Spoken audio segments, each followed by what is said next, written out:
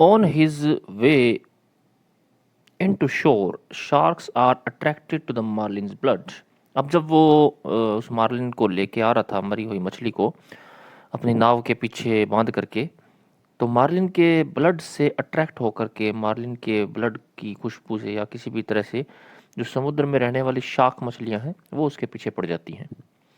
Santiago kills a great mako shark with his harpoon. तो एक shark को तो वो मार देता है अपने हार्पून से, but he loses the weapon. परंतु मारने के दौरान उसका जो वेपन है, हथियार हार्पून, वो खो जाता है। He makes a new harpoon by strapping his knife to the end of an oar to help ward off the next line of sharks. तो वो फिर बैठे बैठे नाव के अंदर एक तुरंत ही नया हार्पून तैयार करता है। कैसे? By strapping his knife to the end of an oar. उसके जो ओर होता है, उसका जो चप्पू होता है जिससे वो नाव चलती है, उसके एक एंड को वो तीखा कर रहता है उस चाकू से, ताकि वो दूसरी शार्क्स आ रही हैं उसके पीछे पीछे, उनको वार्ड ऑफ कर सके, उनको दूर कर सके।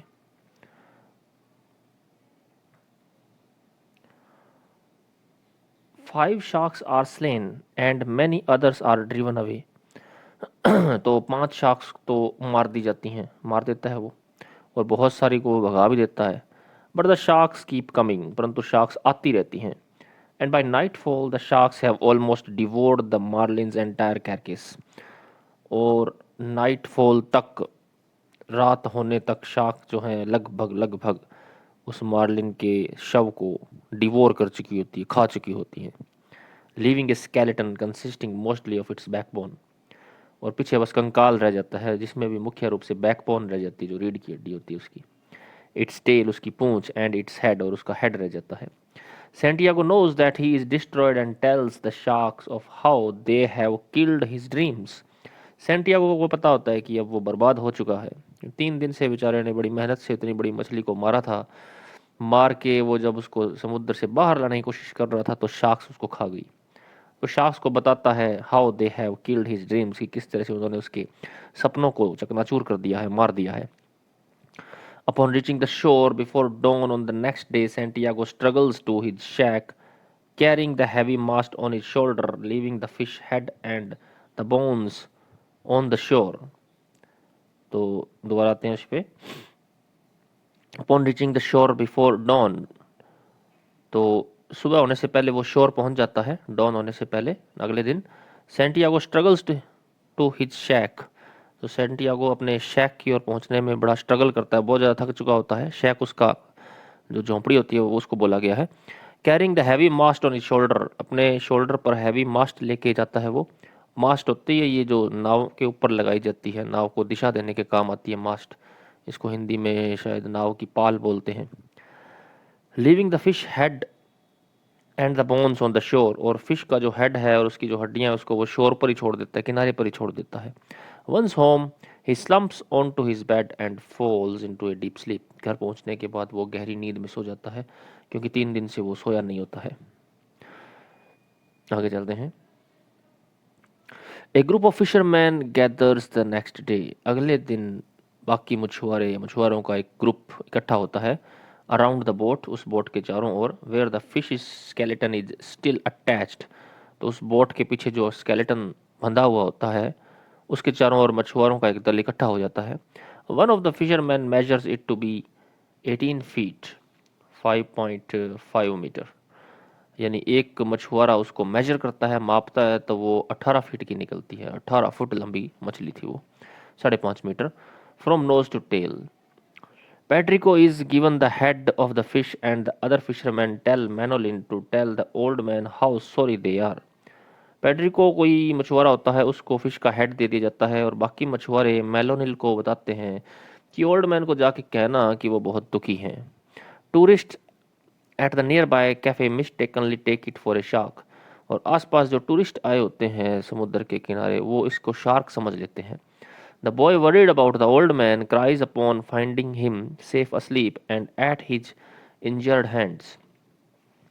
अब वो जो लड़का है, उसका शिष्य मैनोलिन था जो, वो उसके बारे में चिंता करता है, और जब उसको वो सेफ पाता है सोता हुआ, उसके हाथों को देख करके, घायल हाथों को देख करके उसको बड़ा दुख होता है। Manolin brings him newspapers and coffee. Manolin फिर उसके लिए न्यूज़पेपर और कॉफ़ी लेके आता है। When the old man wakes they promise to fish together once again. जब वो ओल्ड मैन जागता है तो वो फिर से एक दूसरे का साथ देने का वादा करते हैं और दोबारा एक साथ मछली पकड़ने की इच्छा जताते हैं। Upon his return to sleep Santiago dreams of his youth of lions on an African beach. तो जब सपना लेकर के जब वो उठता है, नींद लेकर के उठता है, तो उसके सपने में लॉयंस आते हैं on an African beach. African beach के ऊपर लॉयन चहलकदमी करते हुए आते हैं, जो उसके यूथ का उसको याद आती है, जवानी की याद आती है। यानी वो अभी भी इस सपने से पता लगता है कि अभी भी उसमें जवानी का जोश भरा पड़ा है। भले ही वो शारीरिक रूप से बूढ़ा हो गया हो, लेकिन अभी भी उसके जो इरादे हैं वो जवानों से भी बेहतर हैं। तो इसकी ये हमने थीम पढ़ ली है, स्टोरी पढ़ ली है। तो इस नॉवल से कोई भी क्वेश्चन आता है तो ये थीम तो आपको पता होनी चाहिए। बहुत ही शॉर्ट में पढ़ी है हमने ये थीम। तो अगर कोई भी बड़ा क्वेश्चन आता है या छोटा क्वेश्चन भी आता है तो इस थीम का स्टडी करना हमारे लिए बहुत ज़रूरी है। तो ज़्यादा इसमें कैरेक्टर्स भी नहीं है, मेनली एक ही कैरेक्टर है द ओल्ड मैन, और सेकंड इंपॉर्टेंट कैरेक्टर जो आता है वो उसका शिष्य है मैनोलिन। बाकी आप मछली को भी एक कैरेक्टर मान सकते हो, मार्लिन को, जिसके साथ उसने बहुत संघर्ष किया, जिसको वो ब्रदर बोलता था और उसको मार दिया आखिरकार उसने। तो कैरेक्टर की थोड़ी सी स्टडी कर लेते हैं अपने। सैंटियागो ये है मेन कैरेक्टर। ये Santiago suffers terribly throughout. तो पूरी नॉवल में वो सफ़र करता है। The old man and the sea. In the opening pages of the book he has gone 84 days without catching a fish. तो जब शुरुआत होती है बुक की तो 84 दिन से उसने कोई मछली नहीं पकड़ी होती है। And has become the laughing stock of small village. और सभी लोग उस पर हंसते हैं।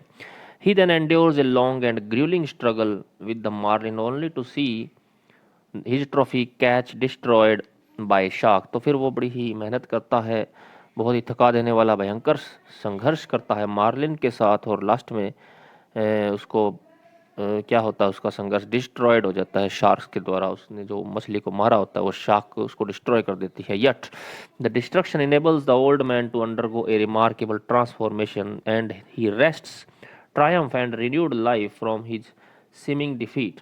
परंतु फिर भी ये जो उसका डिस्ट्रक्शन है वो उसको इनेबल करता है, उसको इस बात में समर्थ करता है कि ये ओल्ड मैन जो है रिमार्केबल ट्रांसफॉर्मेशन के अंडरगो होके जाए, यानी रिमार्केबल ट्रांसफॉर्मेशन हो जाए, उसका परिवर्तन हो गया उससे। And he wrests triumph and renewed life from his seeming defeat. और अपनी डिफीट के बावजूद भी वो उसका जो लाइफ के प्रति नज़रिया जो होता है वो बड़ा ही उत्साह वाला होता है। ऐसा नहीं है कि अगर उसकी वो शार्क ने अगर उस मार्लिन को डिस्ट्रॉय कर दिया तो वो भी बस थक गया, हार गया लाइफ से। नहीं, उसका उत्साह दोगुना हो जाता है।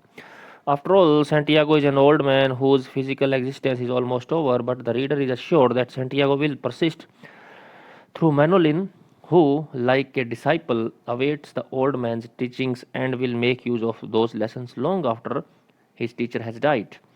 तो एक बार तो रीडर को यही लगता है कि वो बेचारा बर्बाद हो गया होगा, मर गया होगा शौक से, लेकिन नहीं, उसको दिखता है आगे कि उसको अभी मैनोलिन को बहुत कुछ सिखाना है, ये जो उसका शिष्य है, जिससे कि वो आगे तरक्की कर सके। तो सेंटियागो कभी हार न मानने वाला व्यक्ति था।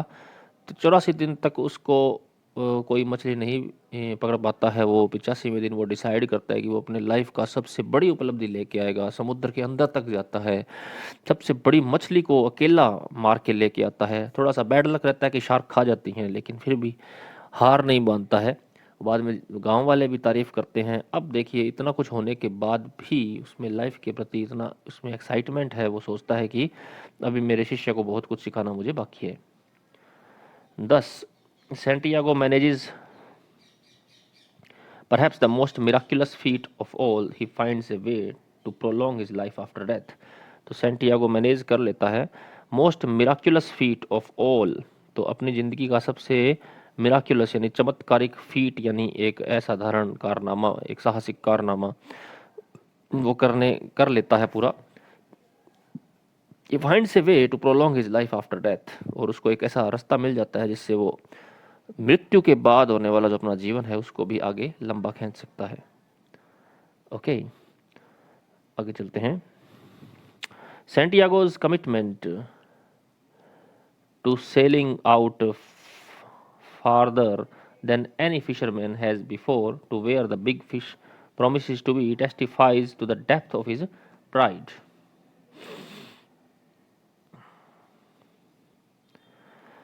अब सेंटियागो का जो कमिटमेंट है जिसमें वो ये करता है, कौन सा commitment, to sailing out farther than any fisherman has before, कि इतना दूर तक समुद्र के अंदर जाना, फार्दर यानी दूर तक जाना जहां आज तक कोई फिशरमैन नहीं गया, इतनी गहराई तक जाना समुद्र की, इतने आगे तक चले जाना, to where the big fish promise to be, जहां पर बड़ी फिश होने का पूरा पक्का मतलब पक्का यकीन है, वहाँ पे प्रॉमिस है कि बड़ी फिश मिलेगी ही मिलेगी अंदर जाके, testifies to the depth of his pride, तो वो जो उसका गर्व है इस चीज़ को वो टेस्टिफाई करता है यानी ये चीज़ कि वो डिसाइड करता है इतना बूढ़ा होने के बाद भी कि वो समुद्र में इतना आगे तक जाएगा जहाँ आज तक कोई नहीं गया, कोई फिशरमैन नहीं गया, और जहाँ पूरा पूरा पूरा मतलब संभावना है कि बड़ी फिश मिलेगी। इस बात से हमें पता लग जाता है कि उसका प्राइड की गहराई कितनी है, उसमें जो गर्व भरा हुआ है अपने पेशे के प्रति वो कितना गहरा है, उसकी डेप्थ का पता लगता है। Yet it also shows his determination to change his luck, और साथ में उसके डिटर्मिनेशन का भी पता लगता है कि किस तरह से वो डिटर्मिंड है अपने चेंज करने के लिए लक को। Later, after the sharks have destroyed his prize marlin, Santiago chastises himself for his hubris, claiming that it has ruined both the marlin and himself.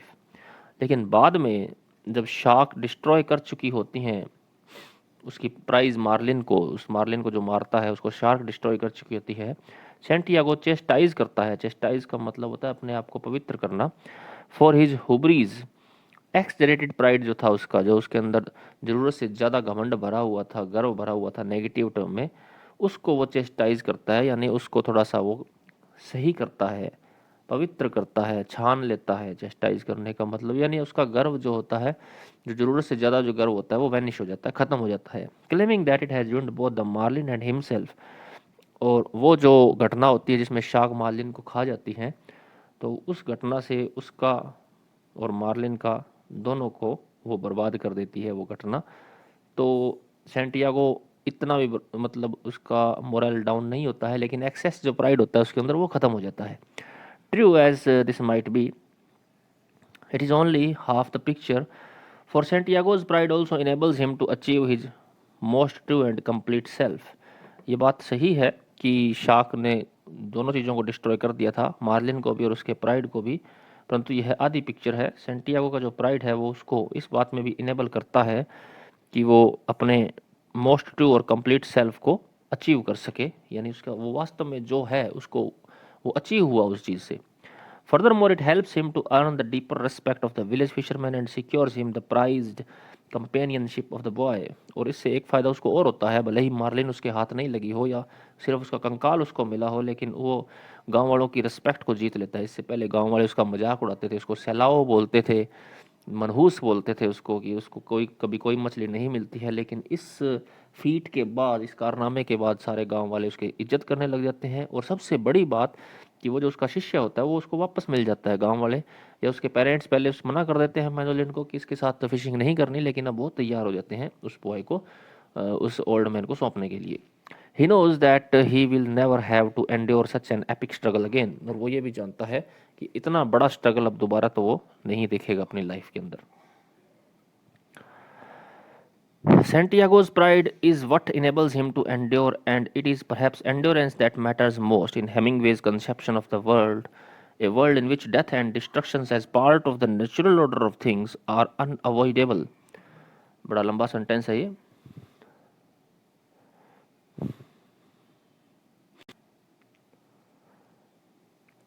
तो सेंटियागो का जो प्राइड है वही उसको इनेबल करता है एंड्योर करने के लिए सब कुछ।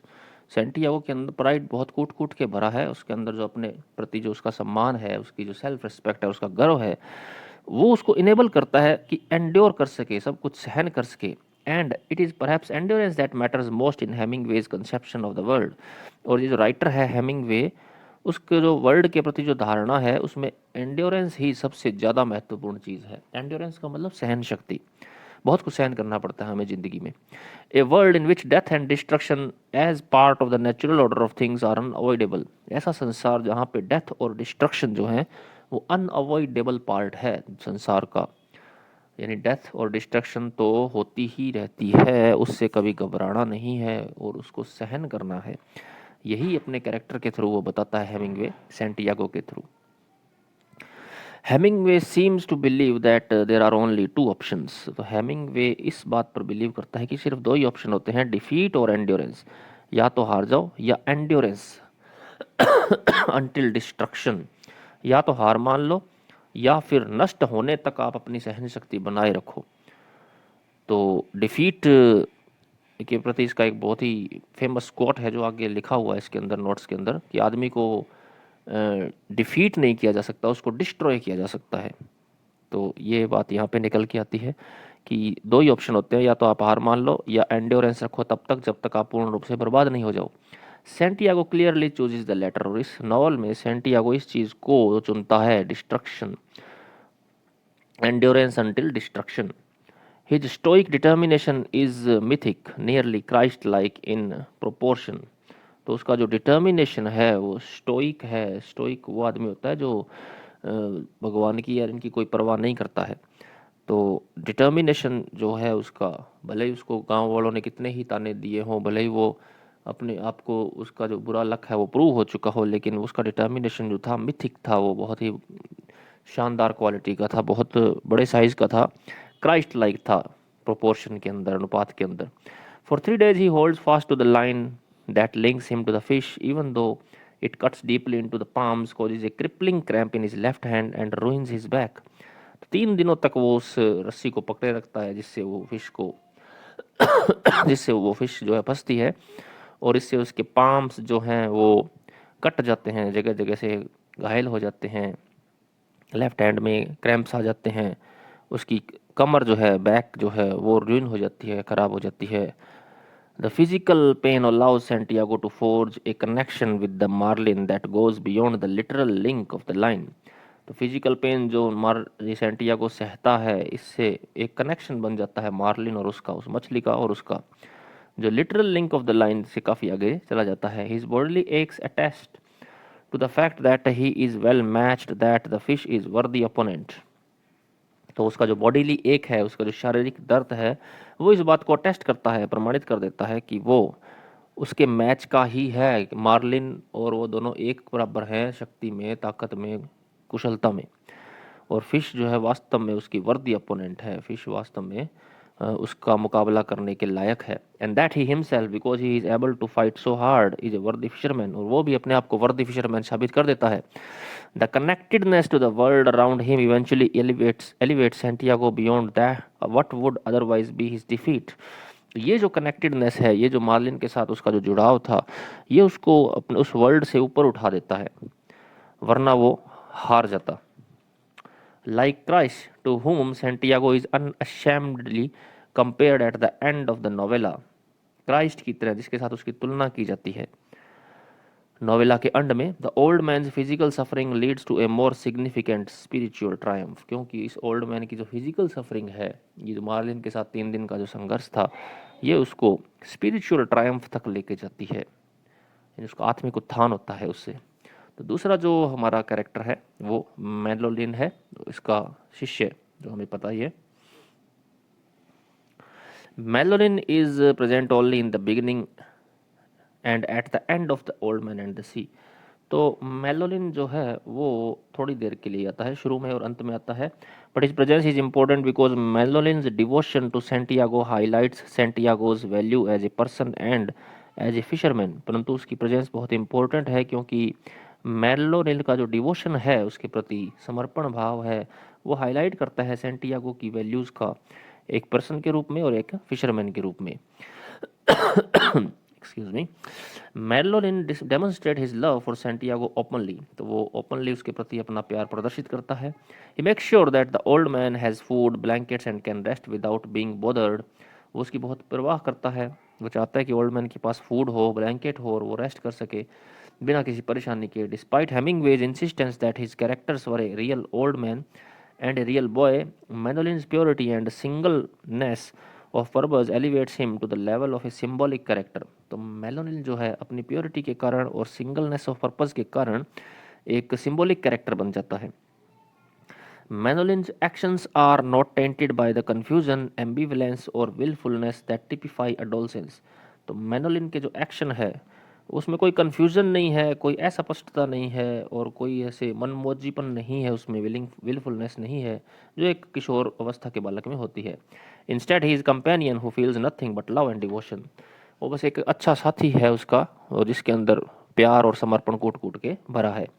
Hemingway does not does hint at the boys resentment for his father who wishes Melonin obeys her, abandoning the old man after 40 days without catching a fish। तो हेमिंगवे जो है वो हिंट भी करता है बॉय के रिजेंटमेंट पर, कि वो जो लड़का है उसको गुस्सा आता है अपने पापा पर, क्योंकि पापा उसको मना करते हैं कि इसके साथ तुम्हें फिशिंग नहीं करनी है। Whose wishes Melonin obeys by abandoning the old man after 40 days without catching a fish। तो उसका फादर विश करता है कि मेलोनिन जो है उसकी आज्ञा माने और उसको अबेंडन कर दे, ओल्ड मैन को, सेंटियागो को छोड़ दे, क्योंकि वो कोई मछली नहीं पकड़ पा रहा है 40 दिन से। This fact helps to establish the boy as a real human being. तो ये जो फैक्ट है ये वास्तव में उस बॉय को एक रियल ह्यूमन बींग के रूप में इस्टेब्लिश कर देता है, कि वो उस आदमी को छोड़ना नहीं चाहता है, भले ही वो सैलाव हो, मनहूस हो, भले ही वो मछली नहीं पकड़ पा रहा हो, नाकामयाब हो, परंतु वो उसका गुरु रहा हुआ है।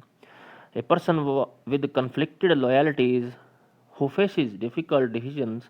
By the end of the book, however, the boy abandons his duty to his father, swearing that he will sail with the old man regardless of the consequences। और अंत में वो जो लड़का होता है वो अपने बाप को छोड़ देता है इस ओल्ड मैन के लिए, इसके साथ रहने के लिए, भले ही कुछ भी कॉन्सिक्वेंसेस हो, परिणाम हो। He stands in the novel's final pages as a symbol of uncompromised love and fidelity.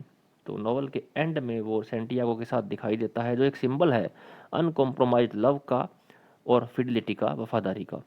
As the old man's apprentice he also represents the life that will follow from death. और old man के apprentice के रूप में वो ये भी represent करता है कि ओल्ड मैन का अगला जीवन का सिंबल वो है, यानी ओल्ड मैन जब मर जाएगा तो उसका जो पुनर्जन्म एक तरह से इसके रूप में हुआ होगा, यानी ये उसको रिप्रेजेंट करेगा। His dedication to learning from the old man ensures that Santiago will live on। और उसका जो डेडिकेशन है लर्निंग का, तो ओल्ड मैन से लर्निंग का, वो इंश्योर करता है कि सेंटियागो अब इसके रूप में जिंदा रहेगा। ओके, ये दो कैरेक्टर्स बहुत इंपॉर्टेंट है, इनके बारे में भी आपको पता होना चाहिए, थीम से काफ़ी मिलता जुलता है ये। तो इतना कुछ अगर आप पढ़ लोगे तो इस नावल में बहुत कुछ आप कर जाओगे, बहुत सारे क्वेश्चंस आप करने के काबिल हो जाओगे। जब बड़े बड़े क्वेश्चन आते हैं उसमें लिखना इंपॉर्टेंट होता है, नॉवल से संबंधित कुछ भी आप लिखोगे, थीम, कैरेक्टर्स, मोटिव, सिंबल्स, वो सब उसमें काउंट होते हैं। इंपॉर्टेंट कोट्स देख लेते हैं, अच्छी अच्छी लाइंस हैं इसके अंदर कुछ, कौन सी हैं वो। But man is not made for defeat, a man can be destroyed but not defeated. Santiago की बोली हुई लाइन है कि आदमी को कभी हराया नहीं जा सकता, वो डिस्ट्रॉय हो सकता है, डिफीट नहीं हो सकता कभी भी, बर्बाद हो सकता है, वो हार नहीं सकता कभी भी। Now is no time to think of what you do not have, think of what you can do with what there is। बड़ी इंस्पिरेशनल लाइन है ये, कि अब वर्तमान जो है उस समय, वो जो समय है इस बात को सोचने का नहीं है कि तुम्हारे पास क्या नहीं है, अब तो इस बात को सोचने का समय है कि जो कुछ तुम्हारे पास है उससे तुम क्या कर सकते हो। अगली, every day is a new day, हर दिन एक नया दिन होता है। It is better to be lucky, lucky होना अच्छी बात है, but I would rather be exact, परंतु मैं एग्जैक्ट होना ज़्यादा पसंद करूँगा। एग्जैक्ट का मतलब ये है कि आपके पास इतनी सामर्थ्य है, जितना आपके पास एबिलिटी है उसका आप पूरा पूरा उपयोग करो, एग्जैक्ट होने का मतलब ये है। Then when luck comes you are ready, कि जब लक वास्तव में तुम्हारा साथ देने को आए तो तुम रेडी मिलो उसको। Why do old man wake so early, is it to have one longer day. तो एक बात और कहता है वो कि ओल्ड मैन जल्दी क्यों उठते हैं, शायद पूरा दिन यूज़ करने के लिए, यानी एक लंबा दिन लेने के लिए। कि आदमी जो देर तक सोते हैं उनके पास दिन जो है वो काफ़ी छोटा बचता है। अब मैं तो नहीं कह सकता ये, क्योंकि मैं तो खुद लेट तक सोता हूँ, लेकिन कहने वाले कहते हैं कि जल्दी उठो तो आपको दिन बड़ा लंबा मिलेगा, उसमें आप बहुत कुछ कर सकते हो। ओके स्टूडेंट्स, तो ये था हमारा the old man and the sea. अगर आपको इसमें कोई सजेशन हो या कुछ पूछना हो, क्वेरीज हो, तो कमेंट करके ज़रूर बताइए। I hope you liked it and thank you for watching, good bye.